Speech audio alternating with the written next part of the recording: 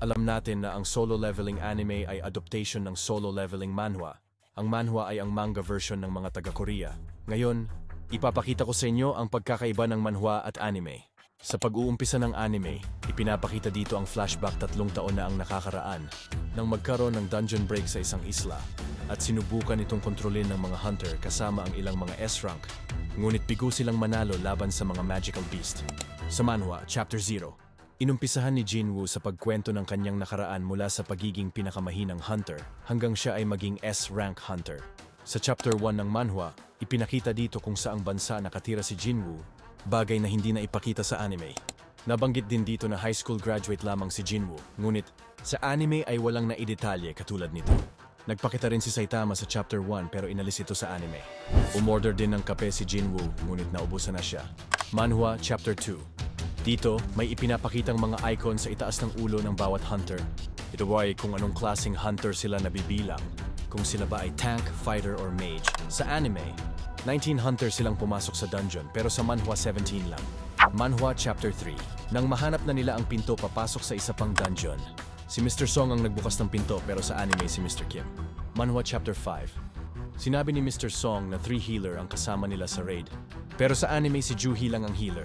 Manhwa Chapter 8. Noong pinalabas ng statwa ang altar, makikita sa manhwa na nakatayo pa ang statwa, ngunit sa anime ay nakaupo na ito. Sa manhwa, makikita kung paano palabasin ni Mr. Kim ang kanyang espada na parang may magic pa. Pero sa anime, hinuhugot niya lang to sa normal na paraan. Manhwa Chapter 10. Noong si Jinwoo na lamang mag-isa sa dungeon, makikita sa anime na nagawa niya pang salagi ng unang atake ng statwa gamit ang espada. Ngunit sa manhwa, unang tusok pa lang ng kalaban sa kanya, ay tinamaan na agad siya. At makikita rin sa anime na naputulan ng isang kamay si Jinwoo, ngunit hindi ito nangyari sa manhwa. Sa chapter din na ito, malinaw na ipinakita kung paano naging isang player si Jinwoo bago pa siya magising sa ospital. May boses din siyang naririnig doon sa mga notification na nakikita niya. Pero sa anime, walang boses at purong digital notifications lang. Manhwa Chapter 11. Sa anime, isa si Kang Tae-shik sa pumunta sa ospital para tignan si Jinwoo, ngunit sa manhwa iba ang kasama ni Woo Jin-chul. Manhwa Chapter 12. Nang makapasok si Jinwoo sa dungeon na bigay sa kanya ng system, isang Lycan agad ang kinalaban niya, ngunit sa anime, isang maliit na Piccolo ang una niyang nakalaban. Manhwa Chapter 15. Sa manhwa ipinakita na meron pang ibang magical beast ang kinalaban ni Jinwoo, ngunit sa anime, puro mga Lycan lang at iisang maliit na Piccolo bago siya pumunta sa dungeon boss. Manhwa Chapter 18. Sinabi ni Jinwoo na hindi dapat bababa sa 10 tao pag magkakaroon ng C-rank dungeon raid ayon sa patakaran ng Hunter Association.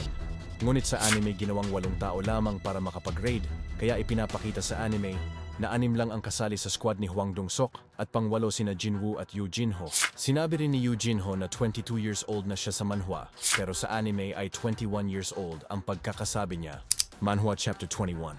Sa chapter na ito, naalala ni Jinwoo na may isang hindi kilalang hunter na nag-advise sa kanya na mag-ingat dahil may mga hunter na mapagsamantala sa mga mahihinang katulad niya. Sila ang mga hunter na gumagawa ng mga masasamang bagay, katulad na lamang ng ginawa ni Hwang Dong-sok kina Jinwoo at Yoo Jin-ho. Dito ay tinatawag silang mga lizard. Ngunit sa anime, si Mr. Song ang kausap niya patungkol sa masasamang hunter na ito at hindi rin nabanggit sa anime ang katawagang lizard sa kanila. Manhwa Chapter 22. Pagkatapos ngang matuklasan ni Yoo Jin-ho na may kakaibang lakas si Jinwoo, dito nga ay nakaramdam siya ng takot sa pag-aakalang isang baliw at mamamatay si Jinwoo. Gaya ng mga nababalitan niya kaya bigla niya itong tinawag na Sir, pero sa anime ay boss ang pagkakatawag niya dito. Manhwa Chapter 25. Naaalala niyo ba nung matalo ni Jinwoo si Kasaka? Ang unang dungeon boss na pinatumba niya? Dito ay may nakuha siyang item na parang lason at ininom niya ito sa kanilang bahay para i-test kung anong magiging resulta. Ngunit sa anime, ginamit niya ang lason na ito para talunin si Cerberus, the Gatekeeper. At yan na muna nagtatapos ang ating video. Like at subscribe kayo kung gusto niyo pa ng mga ganyan. Pwede rin kayo mag-comment kung may gusto kayong anime at gagawa natin ng detalyadong recap yan. Maraming salamat.